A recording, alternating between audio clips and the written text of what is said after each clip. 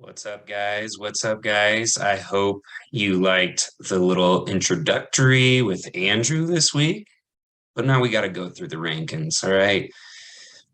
I'm a little depressed. We got the Cowboys tanking for CJ Stroud, maybe Bryce Young. I don't know. We'll see. We'll see with the Bengals this week. So I'm going to go over the ESPN rankings. This is Jefferson, my little birdie. I'm going to go over the ESPN rankings. Starting with my opponent this week, I am going to start with Andrew. It's nothing personal, nothing to do with me playing him this week, I don't think. It's just in week one, he did score the least amount of points at 71, and just wasn't too impressed with his first two-round picks as of this far. Najee, I don't know what's going on with his foot. I've never heard of someone coming back so quickly from a plantar fasciitis injury. I don't know. And then George Kittle still out. I think once his team does get healthy, he's got a chance. He's got enough players around him that'll he needs DK Metcalf. He needs Najee Harris to go off. But Kirk Cousins is a great backup. I think he has a chance at MVP this year. I just, yeah, that first week, he almost got doubled in points. I'm going to stick with him at 14. At 13, we have the waiver wizard, Benjamin Kapler.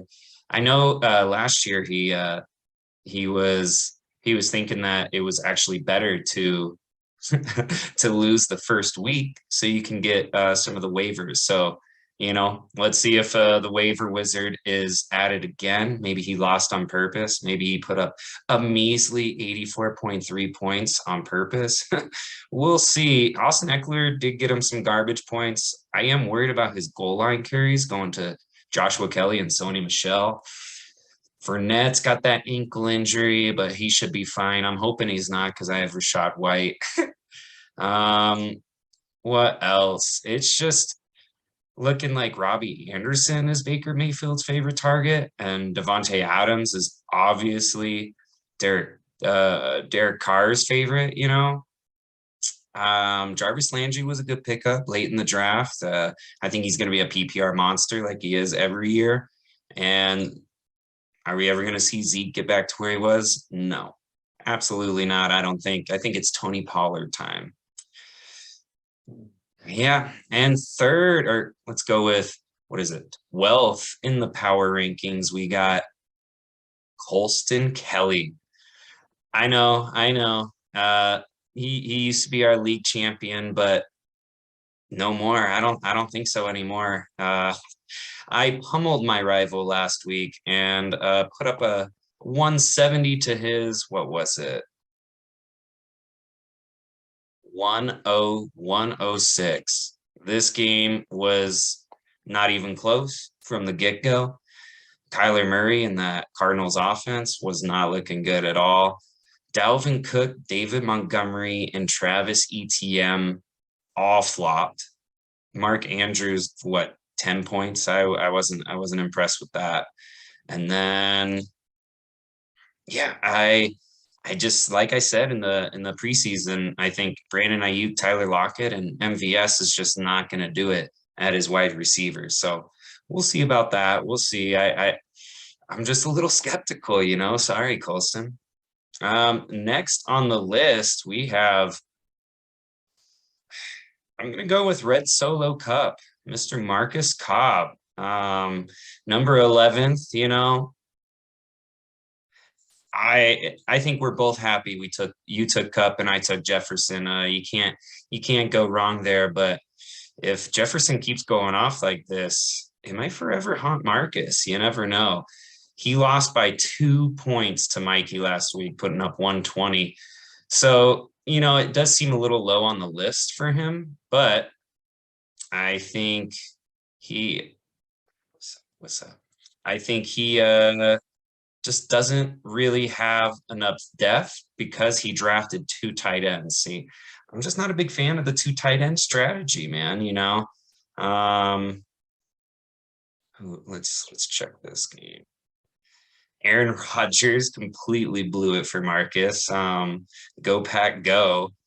Damian Pierce lost a lot of base work from Rex Burkhead. Didn't understand that at all.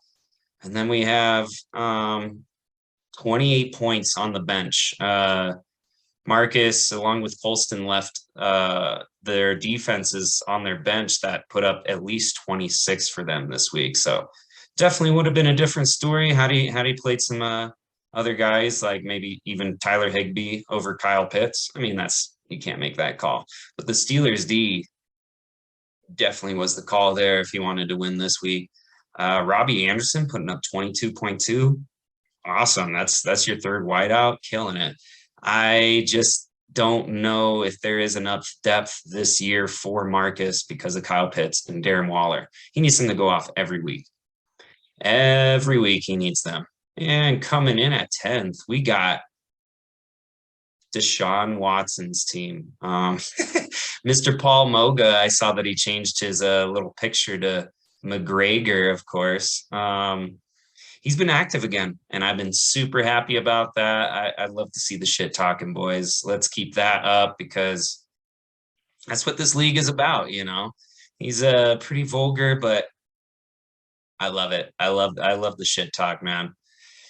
Just was no match this week or last week for Brady's team, Gerald Everett for the win. I think Brady put it perfectly when he said Gerald Everett pegs Paul Moga. So perfect. I love it.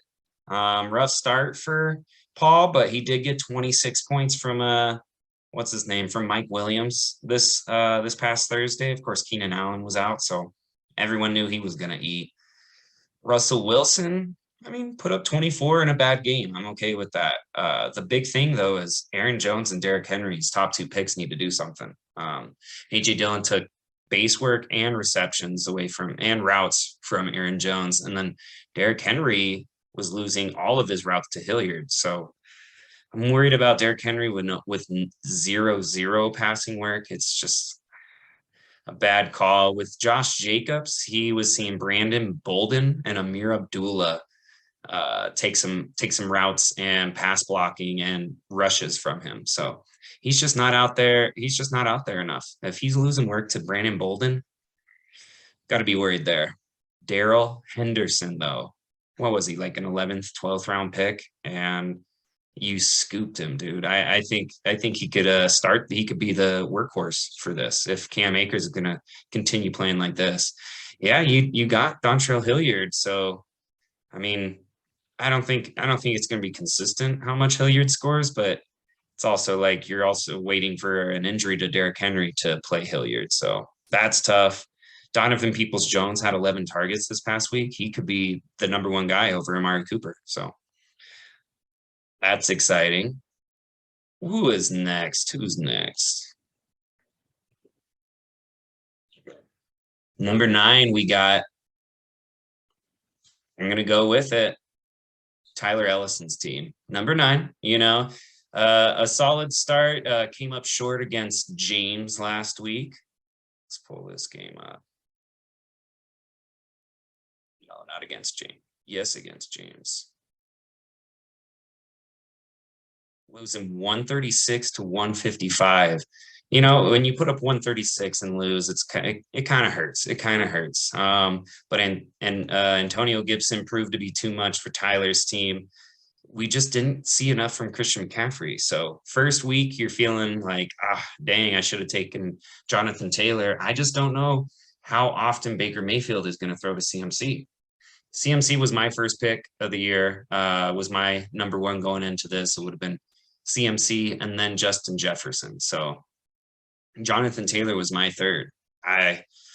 We'll see how that goes because he's getting a lot of targets because Matt Ryan can't run, can't do anything. Mike Evans on a week-to-week basis could just absolutely go off, especially with Godwin out. James Conner, put up a solid 16-5 game. I'm okay with that. Where I'm worried is his quarterback, Derek Carr. Just no rushing ability. Even games he'll throw for 3 touchdowns. I'm just I don't want to bank on touchdowns every week for him, but we'll see. We'll see how it goes this week. He might eat up an Arizona secondary this week. Cordell Patterson, is this a sell high or a or just a time to just use him as trade bait? I think Cordell Patterson. I mean, I love how he did in the first week. So we'll see. We'll see. Um, and watch out, Gabe Davis did go on the injury report, so keep an eye on that, Tyler. And next on the list,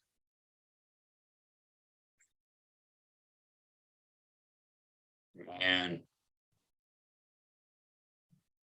I'm gonna say Team Melgren. Team Melgren right now. He was my favorite going into this year. I loved his team. But Elijah Moore and Kadarius Toney are worrying me in his flex spots. Um, I mean, he barely got by at 122. He squeezed by. A win is a win, Mikey, but I just feel like your flex spots aren't doing you too hot. Ramondre Stevenson lost work to Ty Montgomery. Cam Akers with that fat goose egg. Tyreek Hill, perfect. Rashad Bateman did what he was supposed to do. Devontae Adams. Man, that's a great wide receiver trio. I need to see some more from his tight end and flex spots before I put him any higher though. Kenneth Walker is coming back. I just don't know off the bench who you can put in on a week to week basis. You did a good job filling out your team, but your starters, but your bench is a little bleak at the moment. But let's see what Kenneth Walker got. I don't know. I don't think he even more likely Kenneth Walker is going to make Rashad Penny just even less of an appealing option, but they're not going to do well. And coming in at number 8, we got the Brady effect. He put up a great amount of points this past week. I was thinking he was off to a hot start. I was thinking he had that game in the bag, and then we see an explosion from Matt's team. That Clyde Edwards and Patrick Mahomes stack is proven to be one of the best deals of the draft. Chiefs have never been cheaper. I'll get to Matt in a sec. With Nick, man, the Brady effect. Breece Hall had a lot of work, obviously stolen from him by Michael Carter, but I feel like he's a late season play anyways. And then Kareem Hunt way overproduced his ADP this week. He was the third or fourth running back on the week.